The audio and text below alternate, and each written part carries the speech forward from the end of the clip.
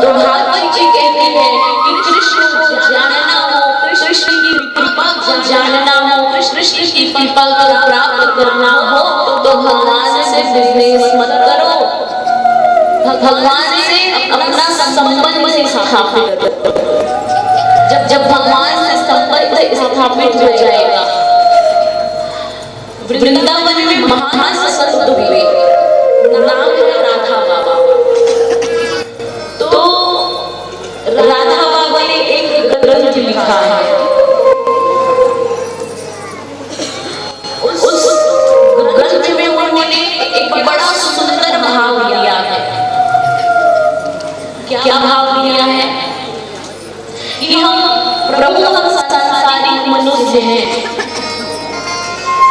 और इस पृथ्वी पर, इस धरातल पर स्वाभाविक सी बात है कि हम मोह माया से परे हैं, मोह माया में लिपटे हुए हैं, मोह माया से बंधे हुए हैं।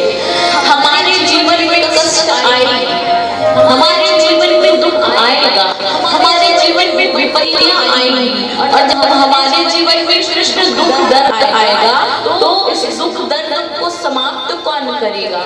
आप ही करेंगे। और जब जीवन में दुख दर्द और विपत्तियां आए तो क्या करना चाहिए?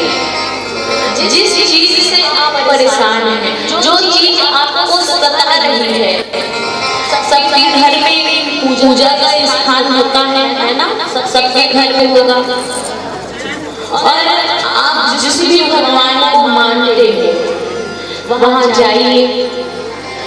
और ये बात मैं अपने जीवन में करती हूँ, आप भी करके देखना, आपका जो समस्या है ना जरूर उसका समाधान होगा। आप अपने घर के जिस स्थान पर पूजा करते हैं, जिस स्थान में लड्डू गोपाल रहते हैं वहां जाइए, वहां का जो दरवाजा है वो बंद करिए, भगवान की पूजा करिए नित्य प्रति जैसे करते हैं। और आप जब अकेले हो उस स्थान पर भगवान की पूजा करिए, भगवान की कीर्तन करिए, नाम का जाप करिए और इतने भाव से नाम का जप करिए कि जैसे ही आपको भगवान राधा राधा राधा के जो नाम आप लेते हैं वो नाम के मुख से निकले तो अश्रु जल की धारा आपकी आंख से निकलने लगे। और ये मैं गारंटी के साथ स्पीड से कह सकती हूँ, जब भगवान के भाव में नाम के इस गंगा में आप प्रवेश करेंगे, भाव विभोर होकर के भगवान का कीर्तन करें, आपके नेत्रों से अश्रु जल निकलेगा तो भगवान नेत्रों से निकलने वाले अश्रु जल में आपके समस्त दुख समस्त कष्ट निकल करके बह जाएंगे। क्योंकि कथा में मैंने पहले भी कहा है कि भगवान स्वयं कहते हैं कि अनंत कोटि समुद्र मेरे अंदर है, समुद्र मुझे डुबा नहीं सकता। एक समुद्र की कौन कहे, ऐसे लाख करोड़ और अनगिनत समुद्र तो मेरे अंदर है ही। यदि मेरे भक्त भाव विभोर हो करके एक बार मेरा नाम लेता है और मेरे नेत्रों से एक बूंद आंसू का जल निकल जाए तो मैं अपने भक्त के नेत्रों से निकलने वाले आंसू की एक बूंद मुझे डुबा देते हैं। जब इतना भाव आप भगवान को दे देंगे तो आपके जीवन के कष्ट निश्चित रूप से समाप्त हो जाएगा। भागवत जी में भक्ति के विषय में वर्णन आता है, जहाँ पे भक्ति का नाम आता है वहाँ पे मुख्य रूप से दो भक्तियाँ आती है। एक तो सकाम जिसमें हम प्रभु से मांगते हैं, अपनी कामनाओं की पूर्ति करवाते हैं। दूसरा आता है निष्काम भक्ति। निष्काम भक्ति का अर्थ क्या है? हमें आपसे कुछ नहीं चाहिए, हम आपसे कुछ नहीं चाहते, फिर भी हम आपसे प्रेम करते हैं। क्यों? क्योंकि प्रभु आपने बिना मांगे हमें इतना कुछ दे दिया है। इसके बदले हम चाह करके भी आपको कुछ नहीं दे सकते। जो लोग अपने जीवन से संतुष्ट नहीं हैं, तो ऐसे लोग सबसे बड़े ज्ञानी होते हैं। आप जिस स्थिति में हैं, जिस परिस्थिति में हैं, जैसे हैं, भगवान धन्यवाद लीजिए कि आपने हमें इतना सुंदर बनाया है। क्यों? क्योंकि भगवान ने हमें सबसे सुंदर चीज जो प्रदान है वो है हमारा ये शरीर। ये शरीर कितने की है? क्या इस शरीर का मूल्य कोई लगा सकता है? कोई बता सकता है कि ये शरीर कितने के है? कोई नहीं बता सकता। लेकिन हाँ, बता भी सकते हैं। कैसे? ये जो हमारा शरीर है ना, ये बहुत ही मूल्यवान है। एक बहुत ही सुंदर दृष्टांत आता है कि एक व्यक्ति था। जो व्यक्ति था ना, वो अपने गुरुजी के पास गया और जाकर के कहने लगा कि मुझे तो भगवान ने कुछ दिया ही नहीं, मैं क्यों भगवान की भक्ति करूं, क्यों उनके नाम का जप करूं। उसके गुरुजी ने एक पत्थर का टुकड़ा निकाला और निकाल करके कहा जा और जा करके इस बाजार में इसका मूल्य लगवा के आना, लेकिन सुन, इसे बेचना मत, केवल इसका मूल्य पता लगाना। वो व्यक्ति गया, सबसे पहले तो सब्जी बेचने वाले व्यक्ति के पास गया और जाकर कहा कि भैया ये पत्थर कितने में लोगे, इसका मूल्य क्या होगा। सब्जी बेचने वाले व्यक्ति ने कहा कि ठीक है, ये जो तुम्हारा पत्थर है ना, ये सब्जी तोड़ने का काम आएगा, इसलिए 150 में पत्थर के मैं तुम्हें दे दूंगा। कहो तो दे। कहा कि नहीं, गुरु ने कहा है बेचना मत। थोड़ा आगे गया, जब आगे गया तो एक सुनार के पास गया। सुनार से जाकर के पूछा कि भैया ये जो पत्थर है ये कितने में लोगे, इसका दाम क्या होगा। कहा बड़ी अच्छी चमक है तुम्हारे इस पत्थर में, बड़ा सुंदर सा दिख रहा है, इसलिए 10-20 हजार इस पत्थर के मैं तुम्हें दे दूंगा। कहा नहीं, गुरु ने केवल मूल्य पता करने के लिए कहा है, बेचने से मना किया है। कुछ आगे गया, हीरो का काम करने वाला जौहरी देखा, पूछा कि भैया इस पत्थर की क्या कीमत लगाते हो, कितने की होगी ये पत्थर। जब जौहरी ने पत्थर देखी तो उसकी आंख की पुतलियां उल्टी हो गई, आंख उंगली का खुला रह गया। कहा कि भैया इस पत्थर की कीमत जानने आया है, पूरा कायनात बेच ले, पूरा पृथ्वी बेच दे, पूरा ब्रह्मांड बेच दे, फिर भी इस पत्थर का कीमत तो कोई लगा ही नहीं सकता, क्योंकि ये जो पत्थर है बेकीमत है। इसका कीमत मैं क्या, मुझे कोई भी नहीं दे सकता।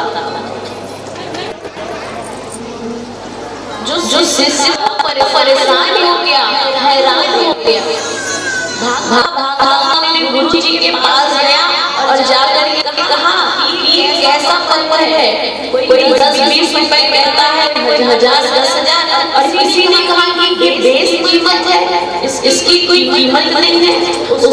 उसके गुरु ने कहा कि जैसे ही पत्थर बेकीमत है, इसकी कोई कीमत नहीं है, ऐसा ही बेकीमत मूर्ख के शरीर ही है, तू दिन रात गाते रहता है कि भगवान ने मुझे कुछ नहीं दिया, भगवान तुझे और क्या देगा। ये बेशकीमत शरीर दिया है। जा करके उन लोगों से पूछ जिसमें कोई कमियां हैं, कोई बीमारियां हैं, जो रोगग्रस्त है। क्यों? हमारे इस शरीर का कीमत क्या है? अगर आपसे कोई कहे कि हम आपको 10-20 हजार दे देते हैं, लाख 2 लाख दो, अपनी ये 2 आंखें हमें दे दो, तो क्या आप दे दोगे? दे दोगे क्या? नहीं दोगे ना। चाहे कोई हमें कितना भी संपत्ति दे दे, हम अपने आंख को नहीं देंगे।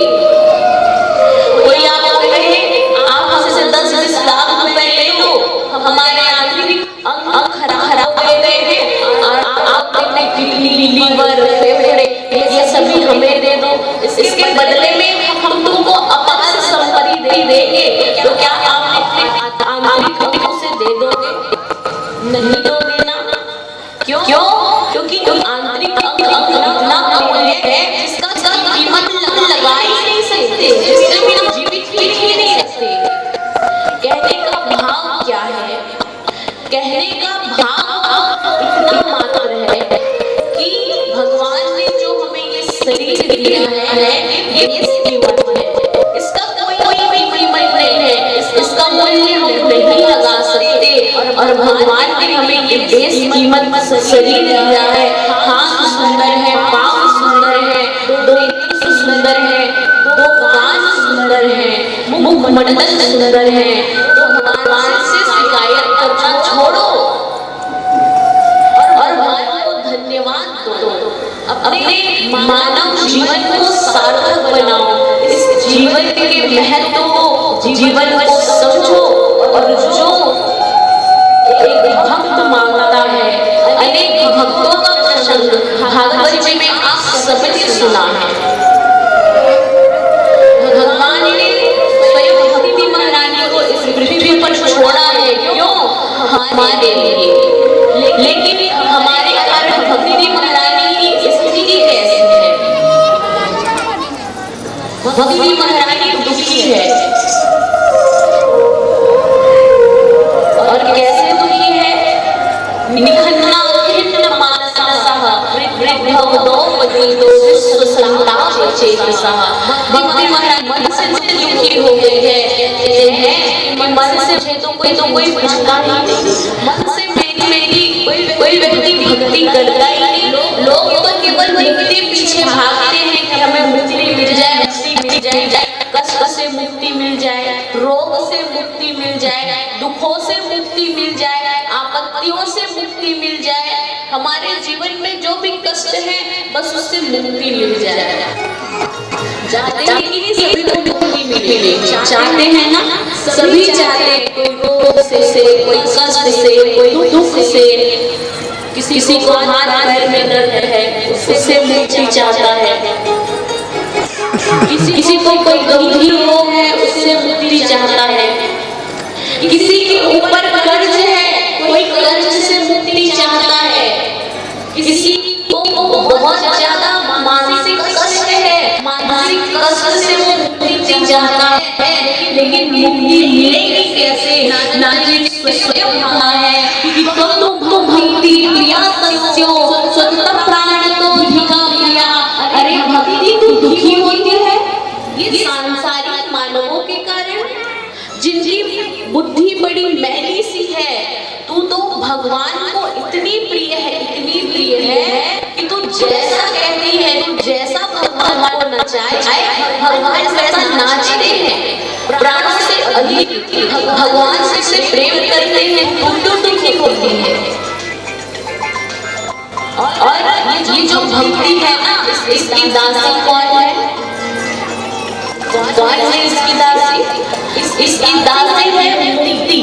जिस चीज की लोग कामना करते हैं उसकी दासी है मुक्ति। तो ये जिस चीज से भी मुक्ति चाहिए, 1 2 3 4 25 50 की कौन है? आपके जीवन में 1000 कष्ट है, 1000 दुख है और पीछा छुड़ाना हो तो भक्ति को अपने जीवन में अपना लो।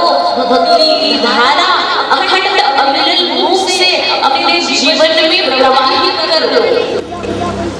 आपके जीवन में जितने भी दुख हैं सभी समाप्त हो जाएंगे, लेकिन किसी एक नाम को आपको धारण करना पड़ेगा। भागवत की कथा कैसी है? लोग कहते हैं कि अरे वही कथा, वही व्यास जी, वही कृष्ण जन्म की कथा, वही वाला अवतार की कथा, वही नरसिंह जी की कथा, वही माखन चोरी की कथा, वही कालिया मान मर्दन की कथा, वही कथा क्या क्या बार सुने। राम कथा से सुनत अघाई, जो इस कथा को सुन कहता है कि वही तो कथा है, कितनी बार सुने। रस विशेष की जानत नहीं, ऐसे अभक्त इस कथा के आनंद को, इस रस को कभी जान ही नहीं पाते। एक बार कौन कहे अपने कान रूपी दोने से इस कथा को सुनो सुनो सुनो, और तब तक सुनो जब तक आपके अज्ञान की कठाएं खुल नहीं जाती है। तब इस कथा को श्रवण करो, क्योंकि इस कथा को श्रवण करके जब अपने हृदय में धारण करोगे तो हमारे प्रभु जीवन के अमूल्य को समाप्त कर देते हैं।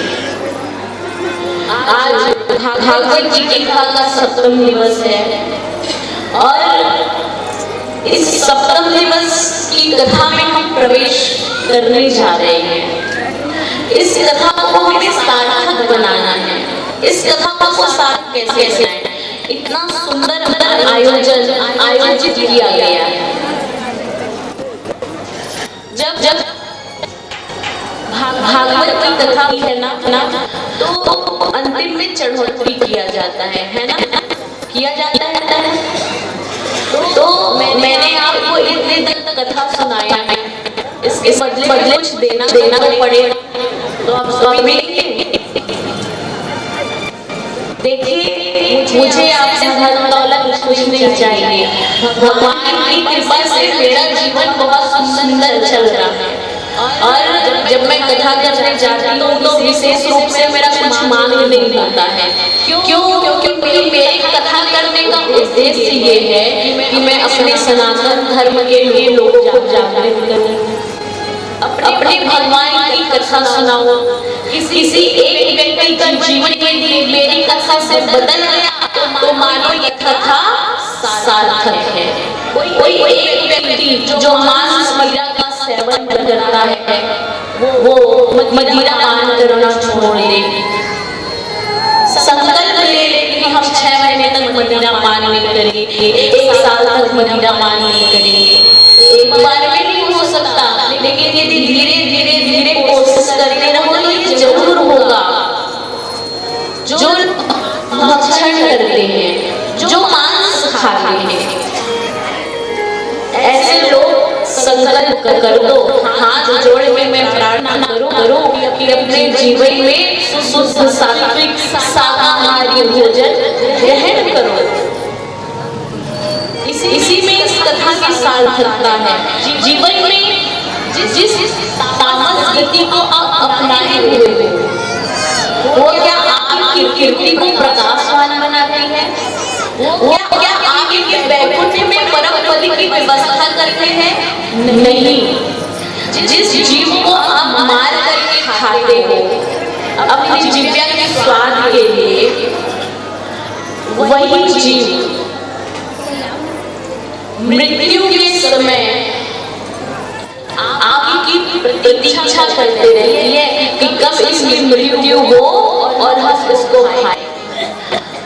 लोग बकरा, बकरी, मुर्गा, मुर्गी इसको मार के खा जाते हैं, और जितने मुर्गियों को आपने खाया है ना, जितने मुर्गों को आपने खाया है, वो सभी मृत्यु के बाद आपकी प्रतीक्षा करते हुए, और जो व्यक्ति मांस खाता है जब उसकी मृत्यु हो जाती है तो उसको नरक में यातनाएं दी जाती है। कैसे? प्राण तो छूट गया, शरीर तो छूट गया, अब बताओ व्यक्ति की मृत्यु जब होती है ना, तो जिस व्यक्ति के शरीर से ये प्राण निकल गया है उसके शरीर को मारो, काटो, कुछ भी करो, क्या उसको दर्द होगा? बोलो, दर्द होगा क्या? आप एक व्यक्ति की लाश को मारो, काटो या जला दो, उसको दर्द नहीं होगा। और व्यक्ति की जब जिंदा है और थोड़ी सी उंगली कट जाए तो कितना दर्द होता है ना? तो दर्द ये शरीर, ये तो पंचभूतों से निर्मित शरीर है, दर्द होता है आत्मा को। और जो कर्म आप करते हो ना उसका दंड मिलेगा, कष्ट आत्मा को होगा। मृत्यु के बाद सूक्ष्म शरीर आपको मिलेगा, शरीर छोटा सा होगा लेकिन दर्द उतना ही होगा जितना इस शरीर में होता है। हजार गिद्ध, कौवे, चोंचधारी जीव उस मांस भक्षण करने वाले जीव को दंड देते हैं। कैसे? हजार गिद्ध चील उसकी आंख को नोच नोच के खाते हैं। आंख को नोच करके खाया, पुनः नेत्र आया, पुनः नोच के खाया, फिर नेत्र आया, फिर नोच के खाया, और कल्प कोटि तक यही चलते रहता है।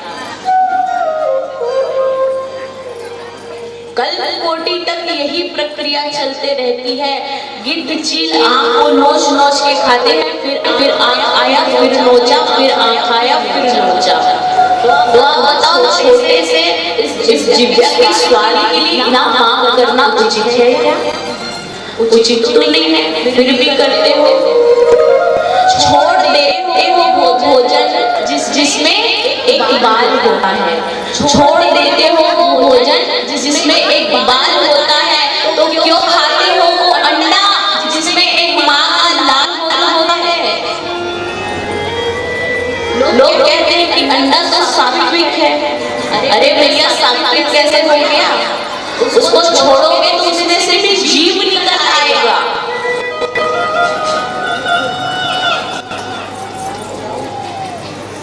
आइए इस विषय में एक छोटा सा भजन हम श्रवण करते हैं महाराज के मुखार में। बोल भगवान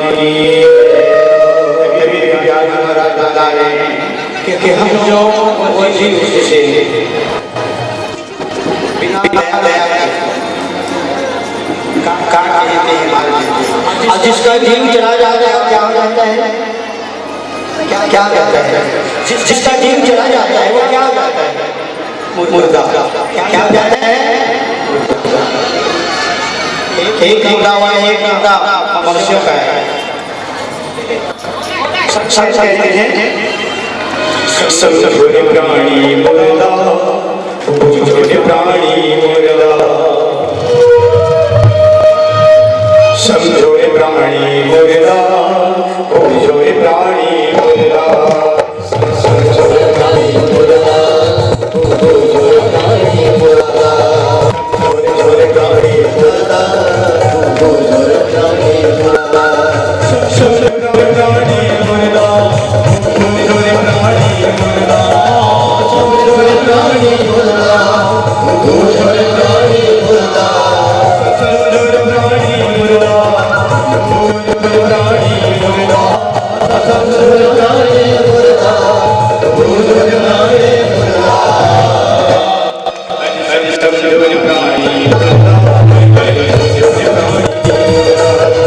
सब छोटे प्राणी मुर्दा,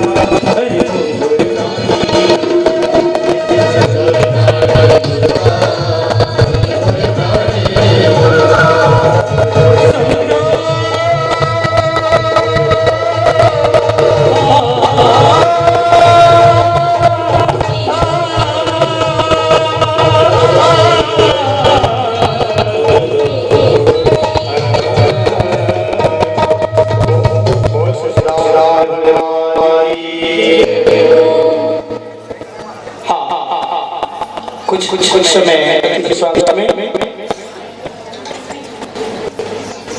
बोलिए भागवत भगवान की जय, वृंदावन लाल की जय। बाहर से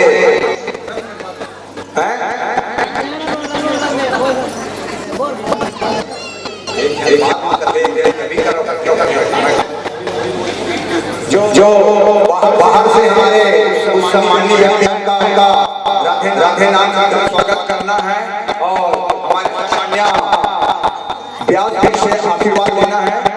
मैं नाम ले रहा हूँ, आप लोग मैं आने स्पष्ट करेंगे।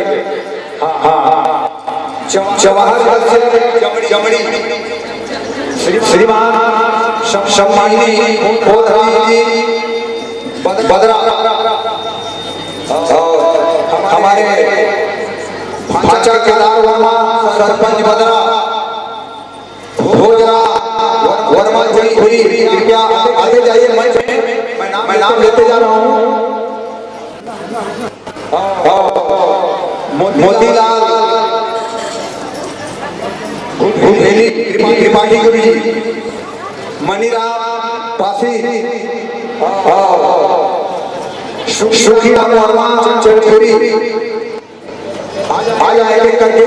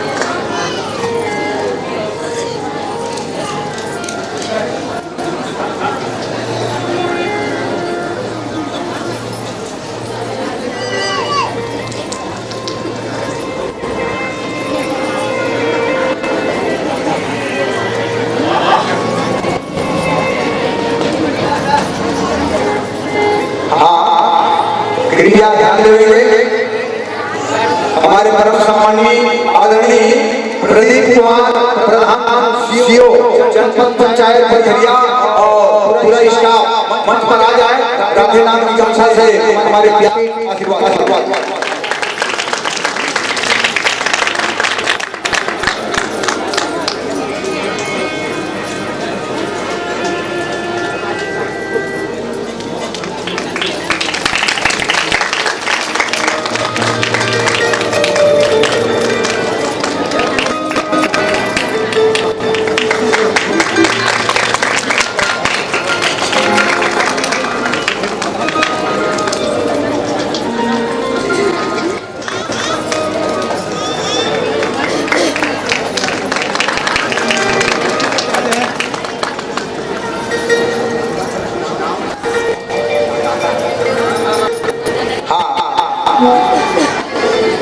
श्रीमान सम्मानीय केदार गुरु जी नीरज वर्मा इनके द्वारा 1001 रुपया भागवत भगवान में है। पैसा की तरफ से 101 रुपया भागवत भगवान में है। नरेश वर्मा की तरफ से 201 रुपया भागवत भगवान में पड़े।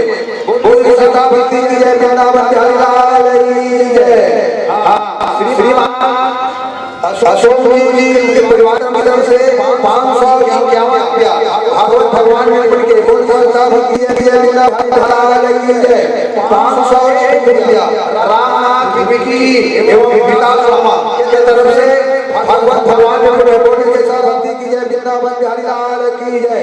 श्रीमान बलदेव राज की तरफ से 101 रुपया भागवाई मुठेली वाले की तरफ से 101 रुपया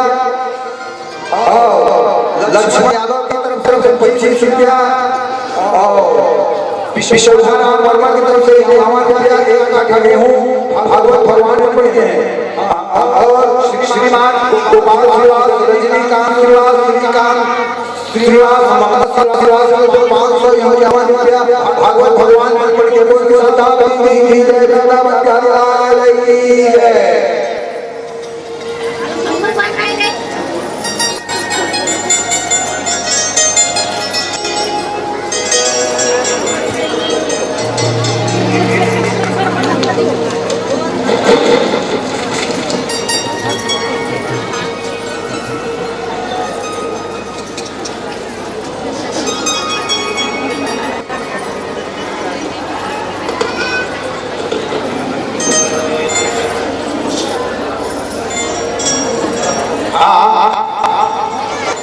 जमरी से 1200 रुपया राम प्रियंका और जवाहर की तरफ से 1200 रुपया भागवत भगवान में किए हैं।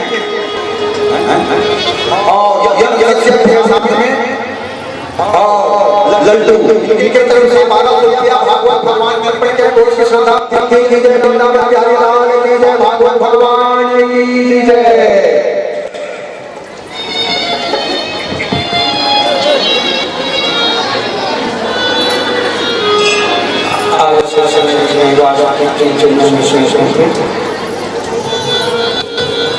वृंदावन बिहारी लाल की बोले राधा रानी सरकार की। सभी भाव से कहेंगे जय जय श्री राधे जय जय श्री राधे। आइए बड़े बड़े भाव से आगे के पावन प्रसंग में हम सभी पुनः प्रवेश करते हैं। भक्ति महारानी के विषय में चर्चा हो रही थी कि ये जो भजन आप सबने सुना, ये विशेष रूप से कलयुगी प्राणियों के लिए है, विशेष और मुख्य रूप से उनके लिए जो मांस भक्षण करते हैं। भजन भाव क्या था? समझो प्राणी मुर्दा। लोग जब किसी की अंत्येष्टि में जाते हैं, जब किसी व्यक्ति की मृत्यु हो गई, उसे जलाने के लिए जाते हैं, तो आकर के स्नान करते हैं, स्वच्छ वस्त्र धारण करते हैं, अच्छे कपड़े पहनते हैं। क्यों? क्योंकि हम किसी की अंत्येष्टि में गए हैं तो हम अपवित्र हो गए हैं, है ना? लेकिन मनुष्य का कृत्य क्या होता है? मनुष्य की दुष्ट बुद्धि तो देखिए, जैसा कि अभी मैंने कहा कि छोड़ देते हो वो भोजन जिसमें एक बाल होता है। भोजन करते समय यदि भोजन की थाल में एक केस आ जाए तो क्या वो भोजन खाते हो? नहीं खाते ना, छोड़ देते हो। तो क्यों खाते हो वो अंडा जिसमें एक माँ का लाल होता है? क्या उसमें जीव नहीं होता? आप उसको कुछ दिन रख के तो देखिए। तो धर्मशास्त्र ये कहते हैं कि जो व्यक्ति एक दिन मांस भक्षण करता है, आपने आज कुछ अभक्ष पदार्थ खा लिया, तो आपका ये शरीर जब कोई व्यक्ति मरता है तो घर में 13 दिनों तक सूतक लगता है ना? हम कोई भी पूजा पाठ धार्मिक कार्य नहीं करते हैं। कहते हैं कि जब पवित्र हो जाएंगे, किसी की मृत्यु हुई है उसके बाद करेंगे। तो धर्मशास्त्र ये कहते हैं कि जो व्यक्ति एक दिन मांस भक्षण कर लेता है, 21 दिन तक उसका ये शरीर अपवित्र होता है। 21 दिन तक आप जो भी पूजा पाठ जब धर्म कर्म करो वो सभी व्यर्थ होता है, उसका फल आपको नहीं मिलता। अब सोचो, इस 21 दिन के बीच में आपने फिर से खा लिया, अब फिर 21 जोड़ो और जोड़े जाओ, तो आप अपने जीवन में सूतक खुद लगा रहे हैं, ग्रहण खुद लगा रहे हैं। तो आपके जीवन में कष्ट, दुख, विपत्तियां, आपत्तियां नहीं आएंगी तो किसके जीवन में आएगा? और भगवान से सामने जाकर के इतना भी सर पटक लो, इतना भी रो लो, आपके जीवन का दुख समाप्त होने वाला नहीं है। क्यों? क्योंकि ग्रहण तो आप अपने जीवन में स्वयं लगा रहे हैं। जब व्यक्ति की मृत्यु हो जाती है तो उसे मुर्दा कहते हैं। भले ही उससे कुछ भी संबंध हो, माता हो, पिता हो, पति हो, पत्नी हो, संतान हो, मित्र हो, पड़ोसी हो, लेकिन शरीर से प्राण निकल जाते हैं तो कहते हैं कि मुर्दा। भजन का भाव भी ऐसा, समझो प्राणी मुर्दा। और एक जीव को मुर्दा बना करके बोटी काट करके आप खा रहे हैं, क्या ये सही है? नहीं है। तो मेरा कहने का भाव बस इतना है कि जब कथा में चढ़ोतरी की बारी आएगी तो धन संपत्ति संपदा आपसे मुझे कुछ नहीं चाहिए। व्यासपीठ की माध्यम से हाथ जोड़े के बोलूं, विनती करूं, निवेदन करूं कि जो गलत काम आप अपने जीवन में करते हैं, मदिरा पान करते हैं, कलयुग की कथा में हमने सुना था कि द्युतम स्त्री हसुना यत्राश्च धर्मच विद्विधा पुनस्य याचमाना जागरूपं मदाद प्रभु। जो द्युत क्रिया करते हैं वहाँ कलयुग होता है। जो लोग मदिरा पान करते हैं वहाँ कलयुग होता है। सुना अर्थात हिंसा, जो लोग हिंसा करते हैं वहाँ कलयुग होता है। जो लोग पर स्त्री गमन करते हैं, पर पुरुष गमन करते हैं, वहाँ कलयुग होता है। और जहाँ कलयुग का वास होता है वहाँ लोग कभी भी सुखी नहीं रहते। तो आज इस कथा को सार्थक बनाने के लिए आप सब ये संकल्प करना, जो लोग बुरी प्रवृत्तियों को करते हैं, अपनाते हैं, चाहे वो मांस भक्षण हो, मदिरा पान हो या कुछ भी हो, संकल्प करना आज से हमारा भोजन कैसा हो तो शुद्ध सात्विक शाकाहारी भोजन हम सभी को ग्रहण करना है। तभी जाकर के 7 दिन तक इस व्यास में बैठकर मेरी ये कथा सार्थक होगी। और जजमान जी जिन्होंने इस कथा का आयोजित किया है, उनका ये आयोजन करना भी सार्थक है। श्रीमद् भागवत महापुराण की जो ये पृथ्वी है, इसमें बहुत बड़े बड़े पापी जन रहते हैं। इतने बड़े बड़े पापी रहते हैं जिनकी शुरुआत पाप कर्म से शुरू होती है और रात्रि पाप कर्म जाकर के समाप्त होती है। इस पृथ्वी पर हम मलमूत्र का त्याग करते हैं, इस पृथ्वी में हम फूंकते हैं और बड़े से बड़े जघन्य से जघन्य अपराध करते हैं। और ये पृथ्वी क्या करती है? इन सभी चीजों को सहती है, इन सभी चीजों को झेलती है।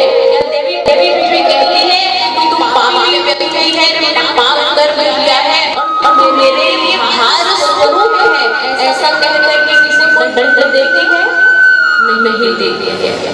तो देवी पृथ्वी से दत्तात्रेय भगवान ने सीखा कि हर एक मनुष्य को सहन शक्ति और सहनशील होना चाहिए।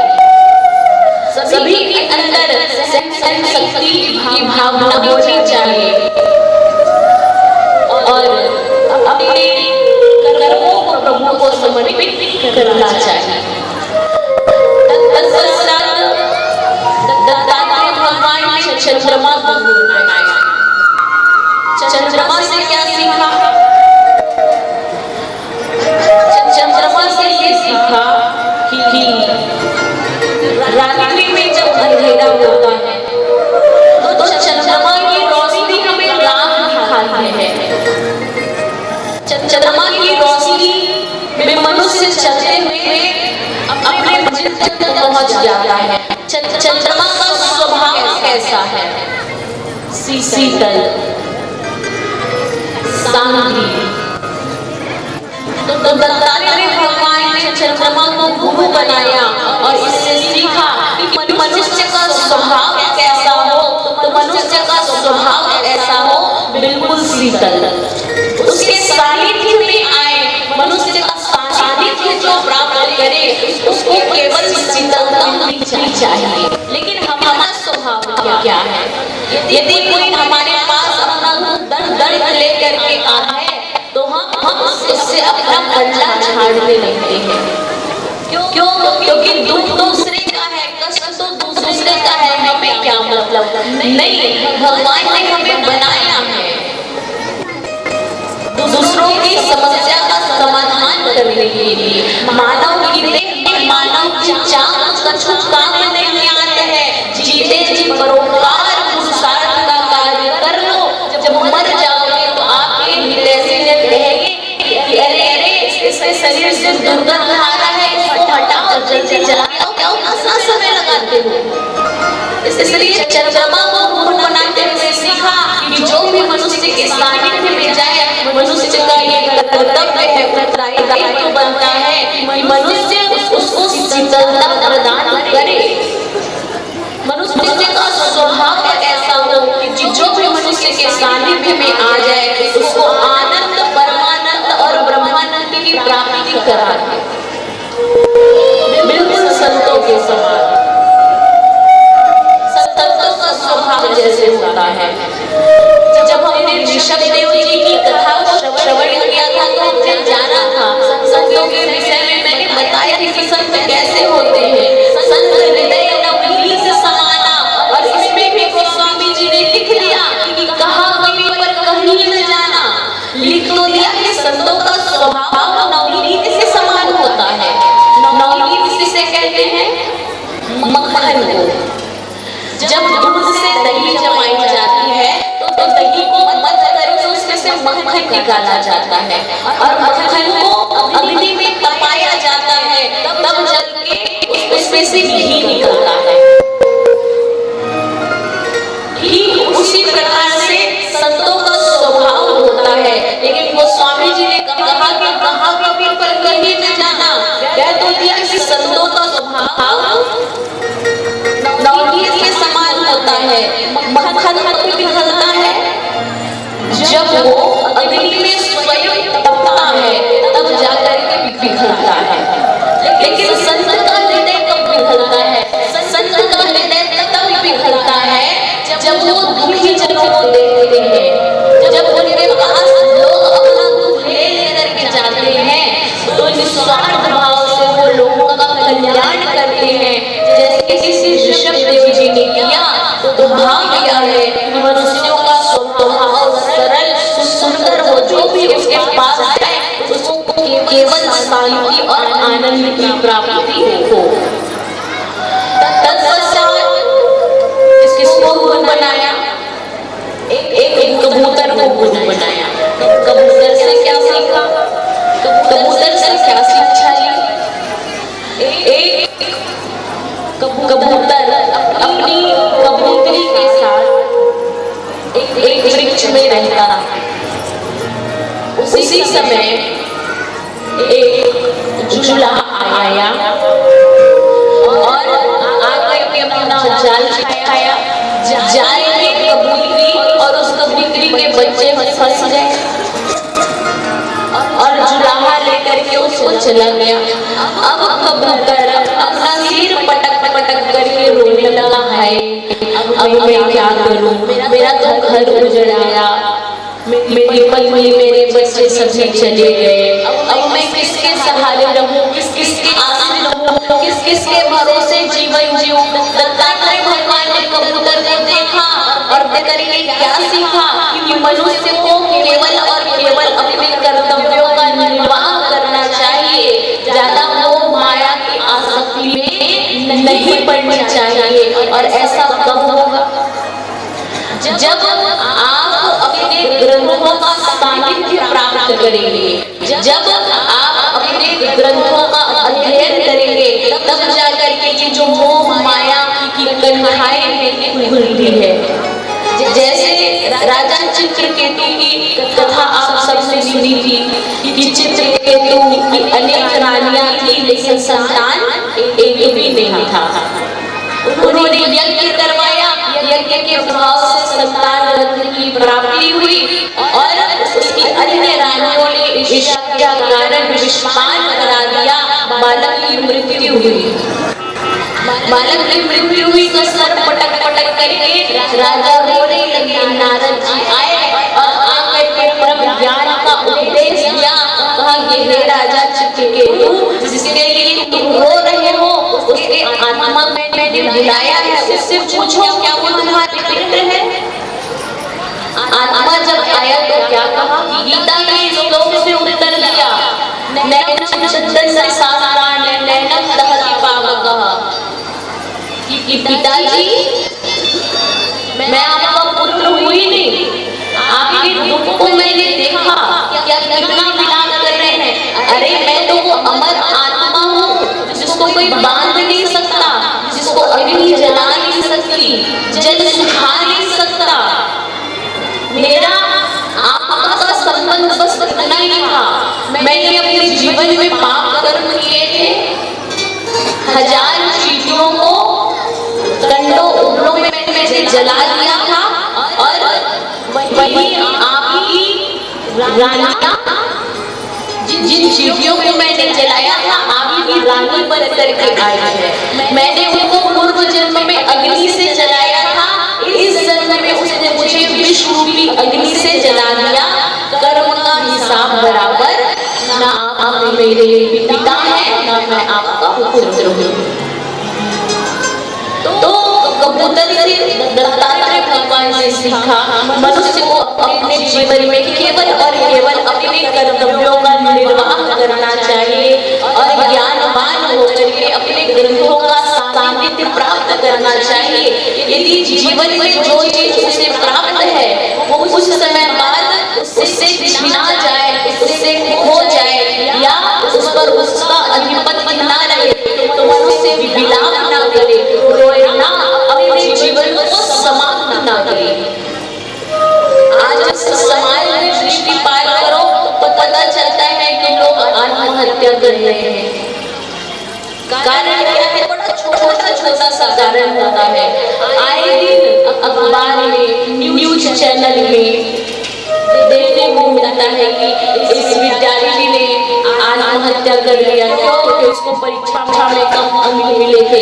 माता पिता ने डांट दिया तो बालक ने आत्महत्या कर लिया। पति ने पत्नी से कुछ कह दिया तो पत्नी ने विषपान कर लिया। पति से कुछ कह दिया तो पति फांसी के फंदे पर लटक गया। ये आज के जमाने का दृश्य है।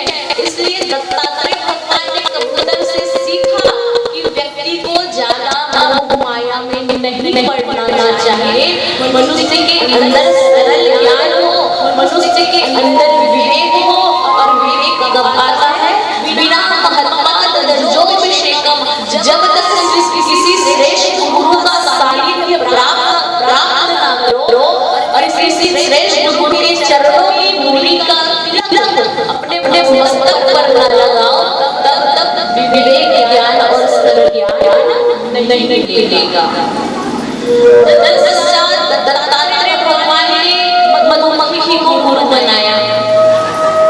मधुमक्खी से क्या सीखा? एक जो मधुमक्खी होती है वो क्या करती है? अपने जीवन में संग्रह क्रिया करती है। शहद, फूलों का रस चूस करके आती है और फूलों के रस का जब पान करती है, उनके मधु का पान करती है और आकर के उसको अपने छत्ते में जोड़ती है। रोज मधुमक्खी का काम है फूलों के मकरंद का पान किया, फूलों के रस को किया और आकर के जोड़ती है, खूब जोड़ती है, इतना जोड़ती है कि उसका पूरा छत्ता भर जाता है। और जब मधुमक्खी के छत्ते में से शहद पूर्ण रूप से भर गया तो अंत में क्या होता है? कोई तीसरा व्यक्ति आया, लकड़ी लेके आग जलाई, मधुमक्खी के छत्ते पर फेर दिया, सारी मधुमक्खियां उड़ करके भाग गई। संग्रह किया किसने? मधुमक्खी ने। मेहनत किया किसने? मधुमक्खी ने। शहद जोड़ा, कमल के पुष्प का मकरंद निकाला, गुलाब के पुष्प का मकरंद निकाला, उसका पान किया और आकर के जोड़ा, अंत में आग में जल करके उसकी मृत्यु हो गई। तो दत्तात्रेय भगवान ने मधुमक्खी से सीखा कि मनुष्य को अपने जीवन में आवश्यकता से अधिक संग्रह क्रिया नहीं करनी चाहिए। अपने जीवन में श्रेष्ठ कार्य, उचित कार्य, अच्छा कार्य, धार्मिक कार्य करते रहो। इससे न केवल इस लोक में आपकी कीर्ति प्रकाशित होगी, बल्कि मृत्यु के बाद ही मृत्यु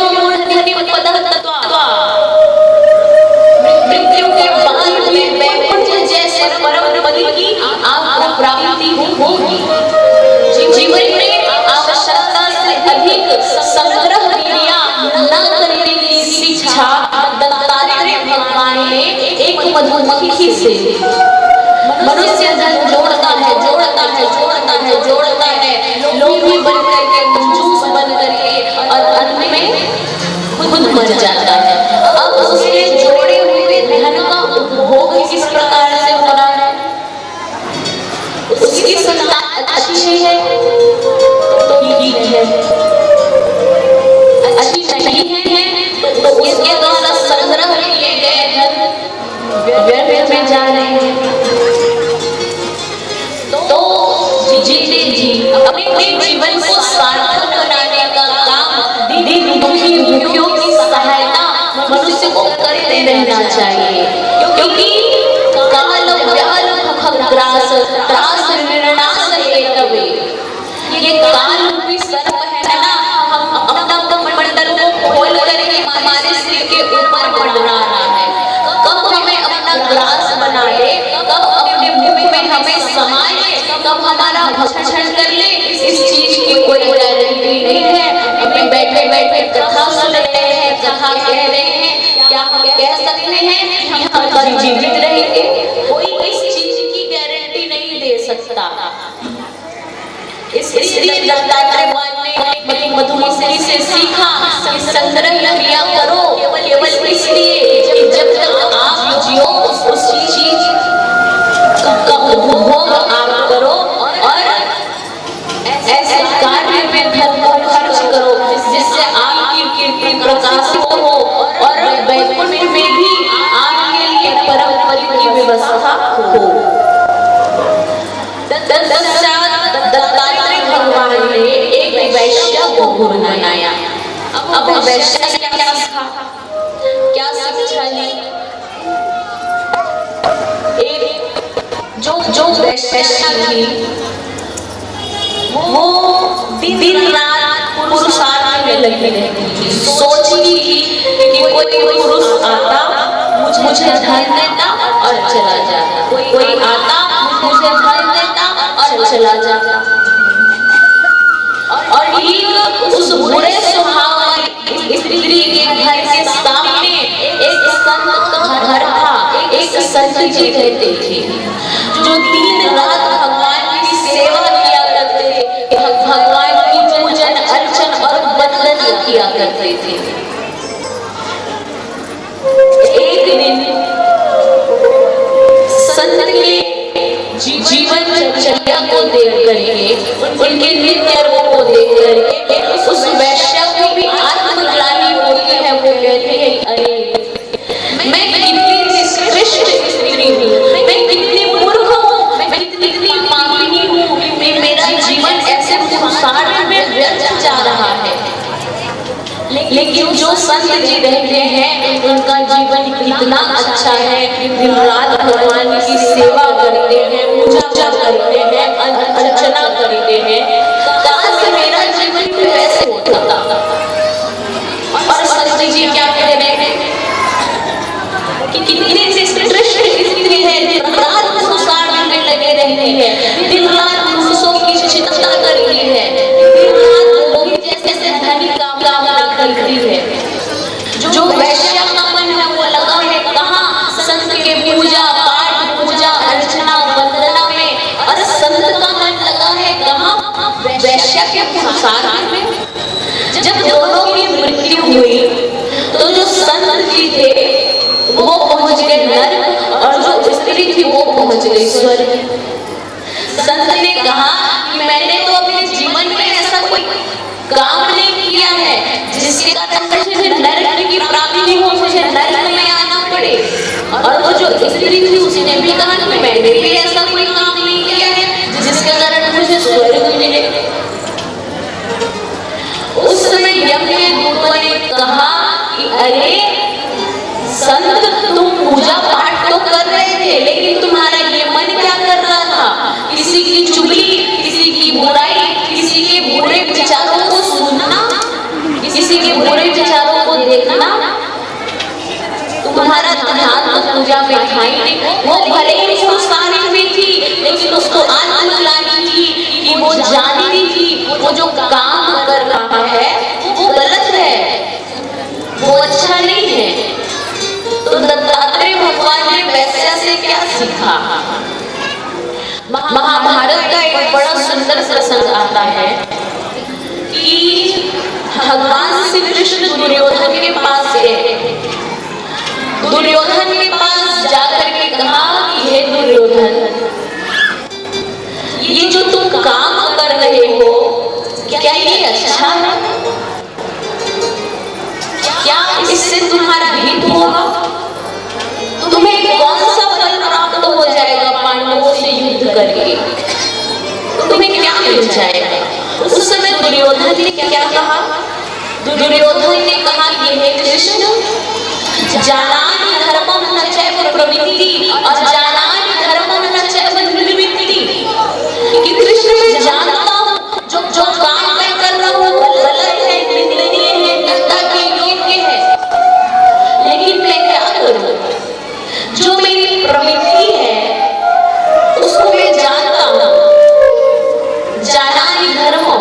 मैं जानता हूँ जो मैं कर रहा हूँ वो धर्म नहीं है, अधर्म है, लेकिन मैं क्या करूँ? मेरे अंदर ये पूरी शक्ति बैठी हुई है, इतनी पूरी भावना बैठी हुई है जो मुझे पल पल कह रही है कि मैं गलत काम करूँ, गलत चीज में जाऊँ, और मैं अपने मन को संतुष्ट करने के लिए, मन की संतुष्टि के लिए पांडवों से युद्ध कर रहा हूँ। जब तक मेरा मन संतुष्ट नहीं होगा तब तक इसी प्रकार से मेरा पीछे चलता रहेगा। मैं कैसे अपने को संतुष्ट करूं? कहने का भाव क्या है? कहने का भाव इतना है कि अपने मन को वश में करना दुनिया का सबसे बड़ा कठिन काम है। आप यहाँ बैठ करके कथा सुन रहे हैं शरीर से, लेकिन आपका मन अंदर क्या कर रहा है? अंदर मन क्या सोच रहा है? एक सासू माँ बैठ करके कथा सुनने तो आई थी, लेकिन सोच क्या रही है? हाय, मैं तो यहाँ कथा सुनने के लिए आ गई हूँ, अगर मेरी बहू ने घर में कहीं मेरे संदूक और पिटारा को खोल करके देखा तो चाबी तो मैं वही भूल करके आ गई हूँ। यदि उसने मेरे गहने जेवर धन संपत्ति को दे लिया तो, उसमें से कुछ निकाल लिया तो, जेठानी सोच रही है मैं तो कथा सुनने आई हूँ, क्या मेरी देवरानी भोजन बना रही होगी या जाकर के मुझे ही सारा काम करना पड़ेगा? कहने का भाव सिर्फ इतना है कि जब कथा सुन रहे हो आपका शरीर, आपका मन, आपका चित्त प्रभु चैतन्य के चरण रविंदों का ध्यान करे और उनके चरणों को स्मरण करता रहे। तो दत्तात्रेय भगवान वैश्य से सीखा कि मनुष्य का मन प्रधान है। अपने मन से मनुष्य को स्वच्छ और निर्मल होना चाहिए। यदि मनुष्य अपने मन को साध लिया तो बाकी सारी चीज उसकी अपने आप पूरी होती जाएगी।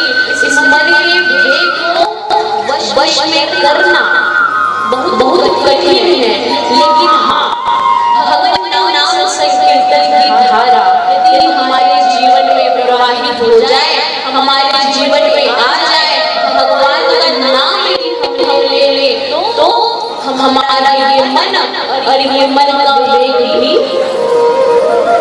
हमारे वश में हो जाएगा। अब भगवान का नाम आया है तो लेना तो पड़ेगा, लेंगे ना, सभी लेंगे, तो सभी तो हम हाथ उठा के कहेंगे श्रीमन्नारायण नारायण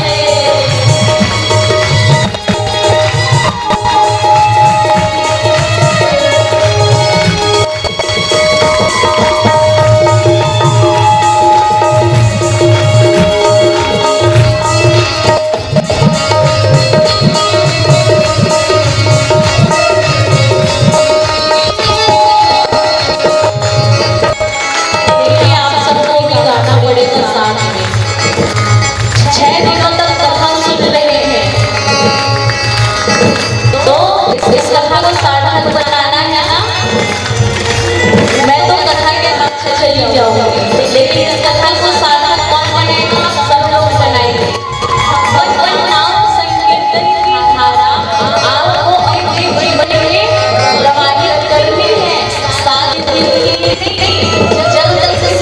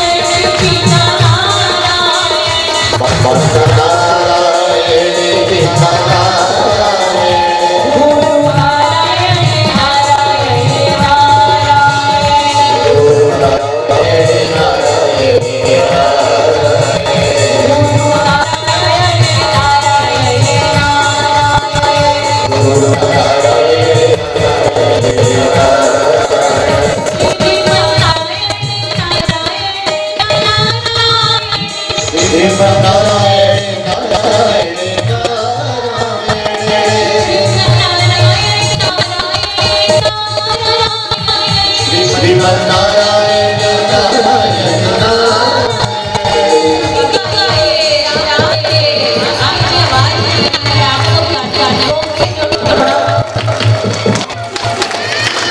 जो सब है ना, ये सब पूरी बन करके बैठे। आपको मैं बताई थी ना कि जो से भगवान का नाम ले लेता वो मेंढक के समान होता है।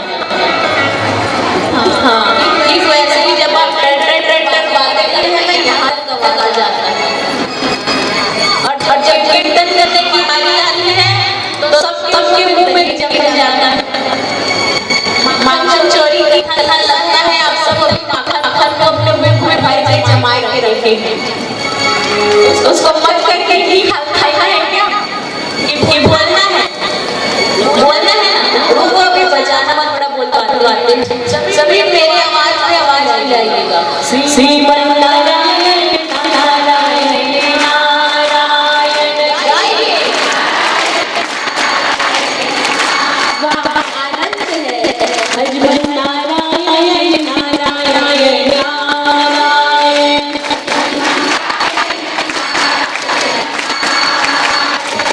श्रीमन नारायण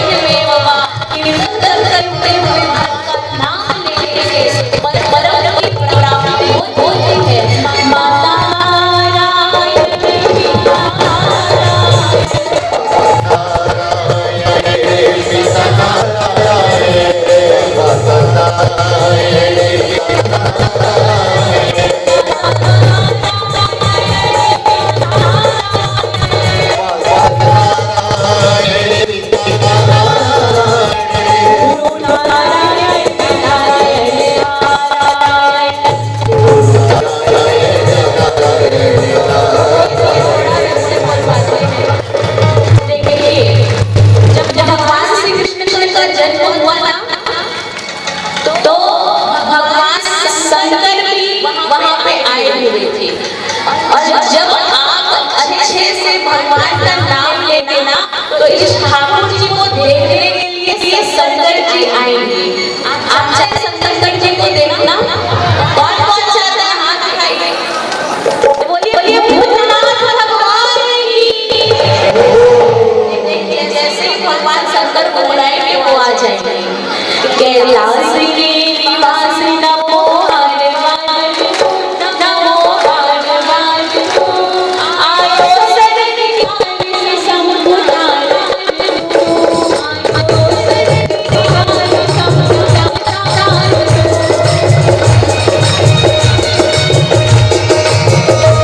कैलाश के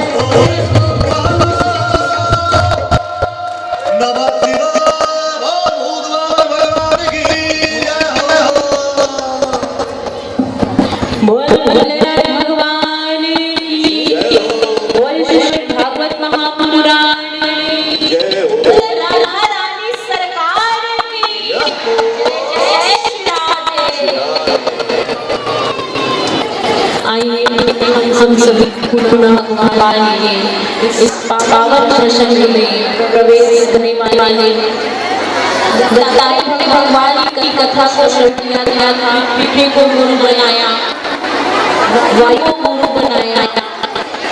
वायु से क्या सीखा? दत्तात्रेय भगवान ने वायु से सीखा कि जिस प्रकार से वायु में इतनी शक्ति होती है कि अगर वो चाहे तो संपूर्ण पृथ्वी को कागज के समान उड़ा सकती है। उसका वेग इतना प्रचंड अखर रहता है कि वायु के तीव्र झोंके से ये भी पृथ्वी कागज के समान उड़ सकती है, फिर भी वो अपनी शक्ति का प्रयोग नहीं करते हैं। ठीक उसी प्रकार से मनुष्य के जीवन में ऐसी स्थिति, ऐसी परिस्थिति आई है कि मनुष्य आवेग में आकर के, क्रोध में आकर के लोगों कहते हैं कि जाने नहीं कौन अहंकार और अहम की भावना मनुष्य के अंदर आती है। दत्तात्रेय भगवान ने वायु से ये सीखा कि मनुष्य चाहे कितना मन बड़ा क्यों ना हो, कितनी उसके पास संपत्ति क्यों ना हो, मान सम्मान पद प्रतिष्ठा क्यों ना हो, अपने आप को तुच्छ और छोटा समझ करके सदैव उसके मन की भावना निर्मल और स्वच्छ हो। तत्पश्चात दत्तात्रेय भगवान ने एक अजगर को गुरु बनाया। अजगर से सीखा, थोड़ा हल्ला कम करोगे ना तो कथा का आनंद आए। कुछ समय तो शेष रहेंगे कथा में, है ना। इसे कथा में व्यवहार मत बदला है, इसलिए खूब बातें करना, बस थोड़ा देर कथा है बना लो। दत्तात्रेय भगवान ने अजगर को गुरु बनाया। अजगर से क्या सीखा? ये जो अजगर नाम का सांप होता है, ये क्या करता है? इसको भूख लगी, एक बार भोजन कर लिया, एक स्थान पर पड़ा रहा और जब तक उसको फिर भूख न लगी तब तक वो उठता नहीं है, उसी स्थान पर रहता है। तो दत्तात्रेय भगवान ने अजगर के इस क्रियाकलाप को देखा और देख करके सीखा कि हे मनुष्य, तुम भी इस अजगर को देखो और देख करके सीखो। दत्तात्रेय भगवान अजगर को गुरु बना लिया। क्यों? क्योंकि जो अजगर नाम का जीव है वो न तो भूतकाल में जो बीत गया उसको सोच करके रोता है कि कल मुझे भोजन नहीं मिला था, कल मैं दुखी था, और ना एक बार खाने के बाद भविष्य की चिंता में भागा जाता है कि अब तो खा लिया, कल क्या खाऊंगा, कल कैसे रहूंगा, कल क्या पहनूंगा, कल कैसे करूंगा। रहोगे नहीं रहोगे इस चीज की कोई गारंटी नहीं है। तो दत्तात्रेय भगवान ने अजगर से सीखा कि मनुष्य को वर्तमान में जिंदगी जीनी चाहिए। मनुष्य से क्या करता है? या तो भूतकाल में जो बीत गया उसको सोच करके रोता है, दुखी होता है, सर पटकता है, मैंने तो ये सहा, मैंने तो वो सहा, मैंने ये दुख दिन देखे, मैंने वो दुख के दिन देखे, और या भविष्य की चिंता में भागा जाता है। कल क्या करेंगे, कल कैसा होगा, कल क्या रहेगा। और ये भूत और भविष्य के चक्कर में वर्तमान का आनंद लेना और वर्तमान में जिंदगी जीना मनुष्य से भूल जाता है। तो दत्तात्रेय भगवान ने अजगर से सीखा कि मनुष्य को भूत और भविष्य को छोड़ करके वर्तमान में जिंदगी जीना चाहिए। तत्पश्चात दत्तात्रेय भगवान ने एक मकड़ी को गुरु बनाया। मकड़ी से क्या सीखा? मकड़ी से दत्तात्रेय भगवान ने सीखा कि जो एक मकड़ी होती है वो जाल बुनती है, जाल बनाती है और जाल बनाते हुए उसी जाल में फंस करके मर जाती है। दत्तात्रेय भगवान ने मंगली के इस दृश्य को देखा और मंगली के इस दृश्य को देख करके विचार किया कि मनुष्य को अपने जीवन में मोह माया झूठ षड्यंत्र रूपी जाल नहीं बुनने चाहिए। क्यों? क्योंकि मनुष्य षड्यंत्र करके अपने जीवन को स्वयं जाल में फंसाता है। जिस सत्य की कल्पना हम करते हैं, जिस सत्य को सुनते हैं, एक बार की कौन कहे, 3 बार सच्चिदानंद रूपाय, ये भागवत जी के पहले श्लोक में लिखा गया है। महात्मा की कथा में सच्चिदानंद रूपाय विश्वोत्पत्त्यादिहेतवे, यदि हम दशम स्कंद में जाए तब भी लिखा है सत्यव्रतम सत्य परम सत्यम सत्यस्य, भागवत के बीच में भी लिखा है सत्य परम धीमहि, अर्थात दत्तात्रेय भगवान कहते हैं कि सत्य में जीवन जियो, सत्य को अपनाओ, सत्य को सीखो, सत्य को जानो, सत्य में जियो, अपने जीवन में सत्य का अनुसरण करो, अनुकरण करो। दत्तात्रेय भगवान ने एक बालक को गुरु बनाया। बालक से क्या सीखा? बालक से सीखा कि एक बालक जिसका मन निर्मल होता है, स्वच्छ होता है, पवित्र होता है, बालक के मन में कोई भी बुरी कामना, बुरा विचार, बुरा प्रभाव कुछ भी नहीं होता है। तो दत्तात्रेय भगवान ने बालक से सीखा कि मनुष्य को भगवान की प्राप्ति कब होगी? जब मनुष्य का मन बालक के समान निर्मल होगा, स्वच्छ होगा, पवित्र होगा, तब जाकर के मनुष्य के हृदय में सच्चिदानंद भगवान विराजेंगे और उनका शीश शुद्ध होगा, पवित्र होगा और मनुष्य के जीवन में एक ताप की कौन कहे, 3 के 3 ताप भी समाप्त हो जाएंगे। दत्तात्रेय भगवान ने 24 बनाए, 24 से कुछ न कुछ सीखा, शिक्षा ली, तो गुरु बनाया। पृथ्वी से सीखा कि मनुष्य अपने जीवन में धैर्यवान रहे। वायु को गुरु बनाया, सीखा कि वायु में इतनी शक्ति होती है पृथ्वी को कागज के समान उड़ा दे, लेकिन वे अपने को फिर भी प्रयोग में नहीं लाते हैं। तत्पश्चात वैश्य को बनाया। वैश्य सीखा कि मनुष्य का मन पवित्र होता है। तत्पश्चात दत्तात्रेय भगवान ने एक सर्प को बनाया, सांप को बनाया। सांप से क्या सीखा? सांप के अंदर विष होता है, काल होता है, लेकिन क्या सांप कभी भी अपने जाति के सांप को काटता है? आपने सुना कि किसी एक सांप ने दूसरे सांप को काट लिया, वो सांप मर गया? नहीं सुना। तो दत्तात्रेय भगवान ने सांप से ये सीखा कि ये जो मनुष्य नाम का जीव है, ये है तो मनुष्य मंदिर में जा करके भगवान को ढूंढता है, खोजता है कि भगवान कहाँ है, कहाँ मिलेंगे। मूर्तियों में, मिट्टी की मूर्ति में, बस वो से बनी हुई मूर्ति में भगवान को खोजता है, लेकिन जो मूर्ति भगवान ने बनाई है उस मूर्ति के साथ क्या करता है? उस मूर्ति के साथ विश्वासघात करता है, छल कपट की भावना रखता है, ईर्ष्या रखता है। अरे हमारे सामने वाले व्यक्ति के पास तो 10 लाख की गाड़ी है, तो हम 20 लाख की लेके आएंगे। हमारी जो पड़ोसी है वो 15 लाख की गहने पहनती है, तो हम 30 लाख के गहने पहनेंगे। थोड़ा सा मन मुटाव हो जाए तो उसके लिए विष बोलने लगते हैं।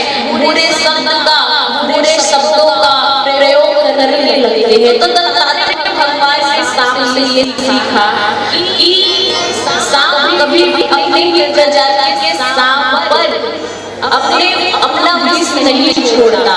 तो मनुष्य का मुख भी ऐसा हो कि यदि उसके मुख से कुछ निकले तो केवल भगवान का नाम ले, या किसी के लिए हित की भावना, किसी के लिए अच्छे शब्द, किसी की बड़ाई निकले।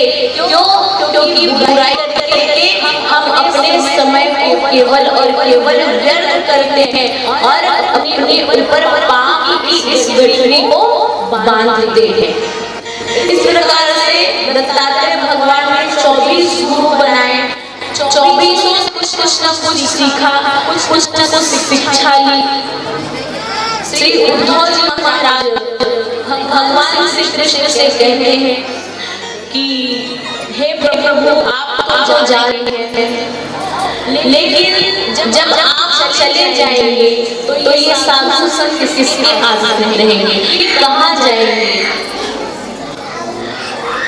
और जब आप चले जाएंगे तो कलिकाल इस पृथ्वी पर वर्तमान हो जाएगा। कलिकाल जब पृथ्वी पर वर्तमान हो जाएगा तो सभी लोगों के ऊपर बहुत अनेक प्रकार के कष्ट आ जाएंगे। तो प्रभु कोई ऐसा उपाय बता दो, कोई ऐसा मार्ग दिखा दो जिससे हम सभी को आनंद की प्राप्ति हो। भगवान श्री कृष्ण ने कहा कि उद्धव, मैं तो जा रहा हूँ, लेकिन मैंने अपनी वांगमयी मूर्ति श्रीमद् भागवत महापुराण में स्थापित कर दिया है। तुम जाओ और जाकर के इस कथा को जन जन तक पहुंचाओ, जन जन तक इस कथा को लेकर के जाओ, मेरे कथा का, मेरे नाम का प्रचार और प्रसार करो। भगवान श्री कृष्ण के पुत्र पौत्र हुए, जागृति का पुत्र हुआ सांप। हंसी मजाक में संत ऋषियों के पास गए, जाकर के कहा कि एक पुत्र को साड़ी पहना दिया, साड़ी पहना करके कहा कि ये जो स्त्री है ये गर्भवती है, बताओ इसके गर्भ से क्या होगा। तो जो संत होते हैं वो त्रिकालदर्शी होते हैं। सांप की मनोक्रिया संतों ने जान लिया, कहा कि अरे तुम्हारी शक्ति का परीक्षा लेता है, हम तुम्हें श्राप देते हैं कि तेरे उदर से एक मूसर निकलेगा जिससे समस्त यदुवंशी मारे जाएंगे। ये बात अक्रूर जी को पता चली। अक्रूर जी ने भगवान श्री कृष्ण को बताया। भगवान श्री कृष्ण ने क्या किया, बालक सांप के उदर से जो मूसर लोहा निकला था उसको पिसवाया और पिसवा करके समुद्र में प्रवाहित करवा दिया। जब प्रवाहित करा दिया तो समुद्र की लहरें उठने लगी। समुद्र की लहरों के साथ साथ में वो लोहे का चूर्ण समुद्र के किनारे आकर के विषैली घास के रूप में उग गई। समस्त पक्षियों ने उस विषैली घास का पान किया और पान करने के बाद में आपस में लड़ करके समस्त यदुवंशी समाप्त हो गए। भगवान श्री कृष्ण बड़े नीचे अपने समस्त यदुवंशी, अपने गोकुल मथुरा समस्त अपनी लीलाओं को याद कर रहे हैं। भगवान श्री कृष्ण के स्वधाम गमन का जब समय होता है उस समय केवल उद्धव जी उनके पास थे। उनके नेत्रों से अश्रु जल निकल रहे हैं, कह रहे हैं कि प्रभु आप अब जा रहे हैं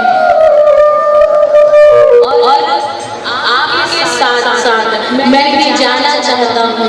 कहा कि नहीं उद्धव, तुम्हें रुकना है और रुक करके मेरी कथा का प्रचार प्रसार करना है। इस कथा को जन जन तक पहुँचाना है, इस कथा को जन जन तक पहुँचाओ, इस कथा का गान करो।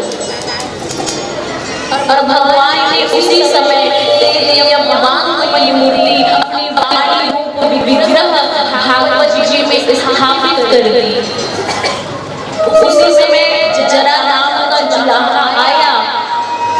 जिस समय भगवान श्री कृष्ण ने मूसर को जल में प्रवाहित करवाया था, उसी लोहे का टुकड़ा उस जुलाहा को मिला था, जिससे उसने अपने बाण बनाए और बाण बना करके भगवान श्री कृष्ण के चरण कमलों की लालिमा को देखा। लगा कि कोई मृग है और भगवान के चरण कमलों में एक बाण छोड़ा, जिससे उसमें से रक्त की धाराएं निकलने लगी। जरा नाम का जुलाहा जब जाता है तो देखता है कि स्वयं भगवान वहां पे विश्राम कर रहे थे। हाथ जोड़ लिया, नेत्रों से अश्रु की धारा निकलने लगी। कहा कि प्रभु मुझसे ये अपराध हो गया है, बताओ मैं कैसे अपने पाप का पश्चाताप करूं। भगवान श्री कृष्ण ने कहा कि ये आपने कोई पाप नहीं किया है। जो कर्म मैंने राम बन करके किए थे, कृष्ण बन करके उस कर्मों का फल मैं पूरा कर रहा हूँ। तुम पूर्व जन्म में भाई थे, मैंने सुग्रीव का पक्षपात करते हुए तुम निर्दोष होते हुए भी मेरी तुम्हें कोई शत्रुता नहीं थी, फिर भी तुम पर चलाया। तो हे जरा तुम वही बाली हो और मैं वही राम हूँ जो द्वापर में कृष्ण बन करके आया है। उस जन्म में मैंने तुम पर बाण चलाया था, इस जन्म में तुमने मुझ पर बाण चला दिया। बराबर कर्मों का प्रभाव है जिससे स्वयं भगवान ही नहीं बच पाए। भगवान श्री कृष्ण को बाण लगी और भगवान